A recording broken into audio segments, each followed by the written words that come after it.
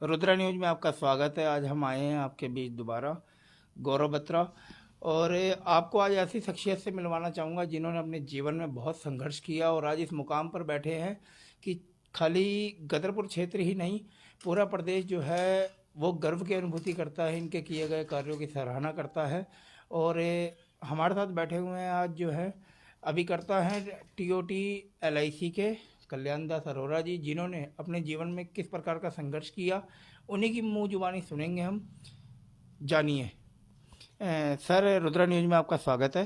Thank you. सर्वप्रथम मैं नुद्रा news का दिल से धन्यवाद करता हूं, जिन्होंने मेरा इंटरव्यू के लिए प्रयास किया, और मैं अब तहे दिल से बहुत बहुत शुक्रिया अदा करता हूं।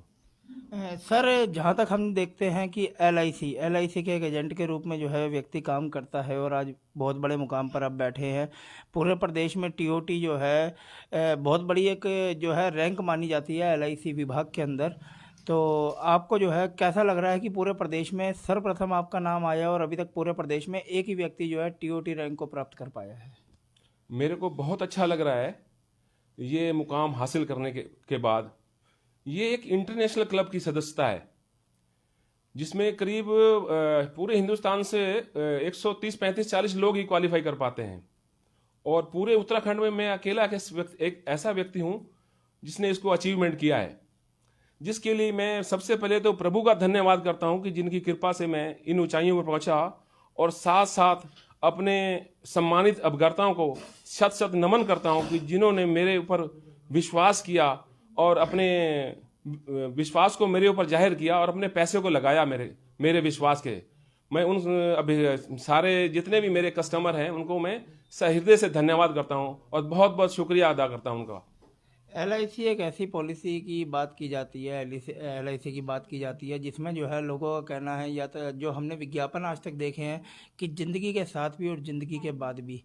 तो सर्वप्रथम तो सर मैं चाहूँगा कि आप अपना परिचय पूर्ण रूप से दें कि हाँ, कहाँ से आपका संघर्ष चालू हुआ। क्योंकि अगर हम क्षेत्र की बात करें, क्षेत्र में जो है हम चर्चा सुनते हैं कि आपका नाम, आप एक छोटे से गांव के रहने वाले, वहाँ पर जो है एक परचूनी की दुकान हुआ करती थी। क्या कुछ संघर्ष रहा है आपका ज़िंदगी का? संघर्ष मेरा इसमें बहुत ही रहा है। 98 में मैंने एलआईसी का कार्य शुरू किया। तब गांव में मेरी एक परचून की दुकान थी और साथ में मैं पिंचर लगाने का काम करता था। पिंचर लगाने वाले व्यक्ति की इस लेवल तक पहचान होना बहुत बड़ी प्रभु कृपा है। और बिना संघर्ष के कुछ भी हासिल नहीं होता। इन ऊंचाइयों पर पहुंचने के लिए जीवन में बहुत सारा संघर्ष किया मैंने, और अपने जीवन में बहुत से कार्य किए मैंने। कोई छोटा नहीं होता, और छोटे छोटे कार्य भी मैंने बहुत किए हैं। मैंने मतलब ये समझ लो कि आप लेवरी भी करी है, होली पे रंग बेचा है, दिवाली पे पटाखे बेचे हैं। कार्य कोई छोटा नहीं है। कार्य को जितनी आप लगन से करोगे ना, वो कार्य उसमें आपको महानता मिलती है। तो हमेशा मेरा अपने कार्य के प्रति आपको डेडिकेशन होना चाहिए, समर्पण होना चाहिए कार्य के प्रति। कार्य कोई छोटा नहीं है, प्रभु उसमें आपको सफलता देते हैं। और एलआईसी का जो एक वर्ड है, LIC, life insurance corporation of India, लेकिन इसको मैं मानता हूं एलआईसी का मतलब लव इज कंपलसरी। आप अपने जितने भी ग्राहकों हैं उनसे प्यार करिए। ग्राहक का प्यार का नतीजा ही आपके को इस लेवल पर लेके जाता है। मैं रुद्रा न्यूज़ के जितने भी दर्शक जो हैं लाइव देख रहे हैं या आगे जो है शेयर आउट करेंगे और जानेंगे, मैं अपने दर्शकों को कहना चाहूँगा कि एलआईसी से जुड़े अगर कोई किसी प्रकार का कोई सवाल हो तो कमेंट के माध्यम से जो है हम तक भेजें, जिसका हम सीधा जवाब जो है आदरणीय कल्याण दास अरोरा जी से लेंगे। और सर, एलआईसी में मुख्य कौन कौन सी रैंक होती है? क्योंकि एजेंट के रूप में चलता है, एजेंट के बाद कौन कौन से जो है पड़ाव को पार करते हुए जो है आज जिस मुकाम पे आप पहुंचे हैं, टीओटी रैंक, तो सबसे बड़ी रैंक ये मानी जाती है। तो टीओटी रैंक तक पहुंचने के लिए किन किन पड़ाव को जो है एक एजेंट को जो है मेहनत करके जो है पहुंचना पड़ता है? एलआईसी में सर्वप्रथम होता है एक विशिष्ट क्लब। छोटा क्लब होता है, स्टार्टिंग वहां से होती है। विशिष्ट के बाद आदमी का जो होता है बीएम क्लब होता है, शाखा प्रबंधक क्लब, फिर DM club, divisional manager club, फिर उसके बाद जोनल मैनेजर क्लब, जेडएम क्लब, फिर सीएम क्लब। ये एलआईसी के क्लब है। उसके बाद आता है गैलेक्सी क्लब, गैलेक्सी के बाद आता है कॉर्पोरेट क्लब, और फिर जो 3 इंटरनेशनल क्लब हैं, एमडीआरटी, सीओटी और टीओटी। ये सबसे बड़ा क्लब है टीओटी। तो सर, सबसे बड़ी बात कि आपने जो है लोग कहते हैं कि हाँ, एक कामयाब व्यक्ति के पीछे जो है एक नारी का हाथ जरूर होता है, एक व्यक्तित्व ऐसा होता है मातृशक्ति का जिसका जो है हाथ बहुत होता है। तो आपकी लाइफ में जो है सबसे बड़ा जो है सहयोग किसका रहा है? क्योंकि माता पिता का सहयोग हमेशा आशीर्वाद के रूप में मिलता रहता है। वहीं अगर लोग कहते हैं कि हाँ भी धर्म पत्नी ने मेरा बहुत सहयोग किया, तो परिवार का क्या सहयोग मिला आपको इस पोजीशन पर पहुंचने के लिए? मतलब जी, इसमें परिवार के सहयोग के बिना आदमी आगे नहीं बढ़ सकता। आपने कहा कि एक महिला का योगदान होता है हर सफल व्यक्ति के पीछे, ये 100% सत्य है। इसमें मेरी धर्म पत्नी ने मेरा बहुत सहयोग किया, पूरा घर वही संभालती है और मेरे ऑफिस को भी वही देखती हैं। तो उनके सहयोग की सराहना जितनी की जाए उतनी कम है। अगर घर का सहयोग नहीं मिल सकता, क्योंकि मैं तो फील्ड में रहता हूँ, परिवार को देखना, घर देखना, वो सब उन्हीं के हाथ में रहता है और वही वही संभालती हैं। तो इसके लिए भी उनको भी मैं धन्यवाद देता हूँ कि मेरे को इस मुकाम में पहुंचाने में उनका बहुत बड़ा सहयोग है। सर, बात की जाती है एलआईसी की, कई लोग जो हैं बीमे को जो है बहुत निम्न स्तर पर देखते हैं, कुछ लोग हैं जो बहुत हाई स्तर पर देखते हैं। एक रिक्शे वाला होता है, छोटी दुकानदार होता है, एक परचूनी की दुकान वाला होता है। तो एलआईसी का जो बीमे की बात की जाती है, तो एक आम इंसान जो दिन दिहाड़ी करता है उनके लिए जो है क्या कुछ विशेषता रखता है? एलआईसी की बहुत सी स्कीमें हैं, मध्यम वर्गीय, निम्न वर्गीय, उच्च वर्गीय, तो हर तरह की पॉलिसी है। एलआईसी के पास एक माइक्रो इंश्योरेंस प्लान है जो गरीबों के लिए बहुत कम पैसे में एलआईसी देती है।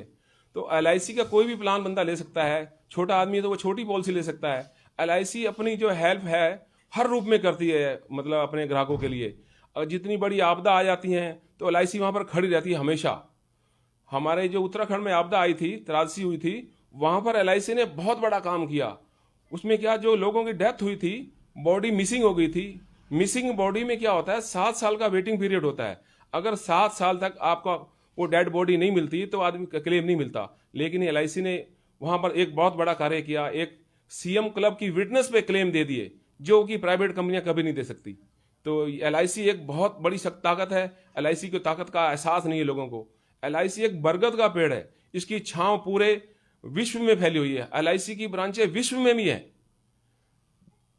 सर, बात की जाए कि कई बार जो है हम समाचारों के माध्यम से भी देखते हैं, सुनते हैं, या आम जनमानस के जो है बीच में ये चर्चाएं आजकल चल रही हैं जिस प्रकार से हर चीज़ को, हर विभाग को जो है आज देश की सरकार जो है निजीकरण के रूप में लेती चली जा रही है, प्राइवेट के रूप में। वहीं अभी बीच में एक चर्चा आई थी कि एलआईसी भी प्राइवेट होने वाली है। तो क्या कुछ प्रकाश डालेंगे कि ये प्राइवेट जो निजीकरण की जो बातें, चर्चाएं चल रही हैं, उसकी मतलब क्या पूरा जो है उसका स्तर है? एलआईसी का निजीकरण के बारे में बताऊं, निजीकरण नहीं हो रहा एलआईसी का। एलआईसी आईपीओ ला रही है, वो अगले वित्तीय वर्ष में लेके आएगी। इसमें 5 से 10% तक शेयर धारकों को शेयर दिए जाएंगे, ना कि वो किसी टाटा बिरला या अंबानी को इसको सेल किया जाएगा। उससे क्या होगा, पब्लिक को और फायदा होगा। एलआईसी अपना पैसा शेयर मार्केट में लगा के अरबों खरबों रुपए कमाती है।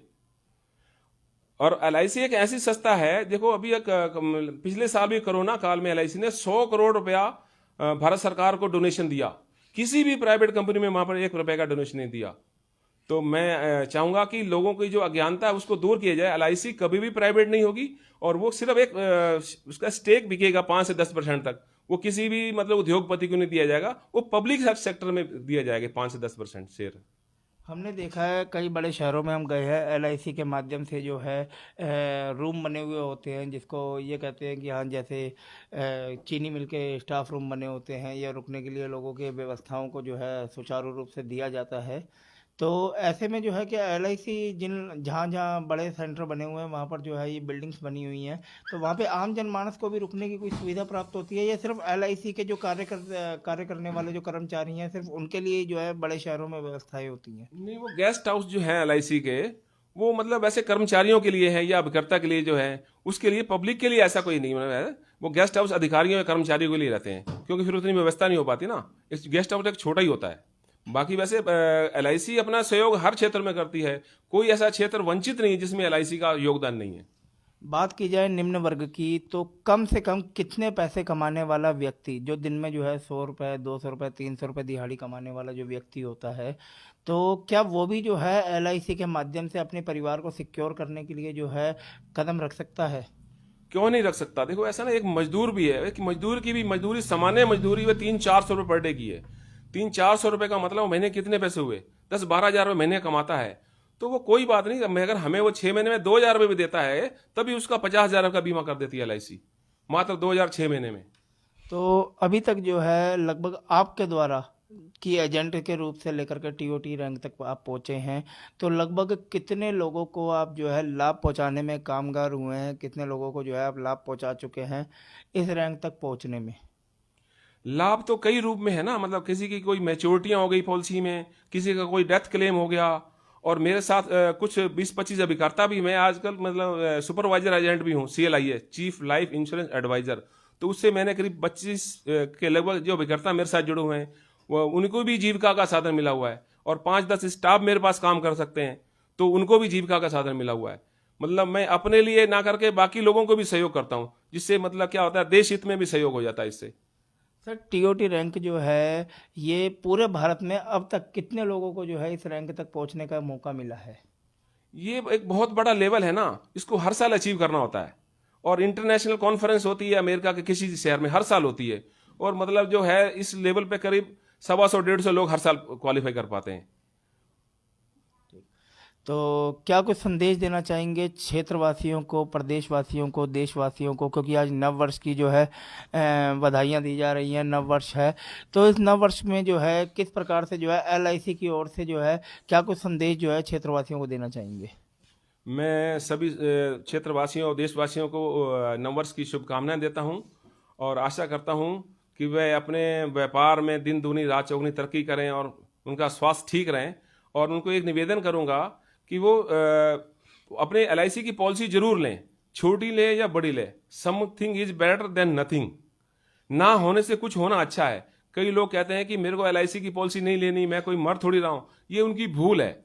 बीमा इसलिए नहीं लिया था कि मतलब मैं अमीर हो जाऊं, बीमा इसलिए लिया जाता है कि मेरे जाने के बाद मेरा परिवार गरीब ना हो, क्योंकि हर आदमी का एक लिविंग स्टैंडर्ड होता है। वो लिविंग स्टैंडर्ड जो होता है, जाने के बाद किसी परिवार में कोई दुख सुख हो जाता है तो वो कम नहीं होता, उसी को मेंटेन करने के लिए आदमी को LIC करानी चाहिए। तो पैसा तो आता ही आता है, लेकिन उसके परिवार के जो आंसू सूख जाते हैं उससे, परिवारों में घटनाएं होती हैं। मैंने कई ऐसे परिवारों को पैसा दिलवाया है जिनके परिवार आज LIC के बल पर संपन्न हुए।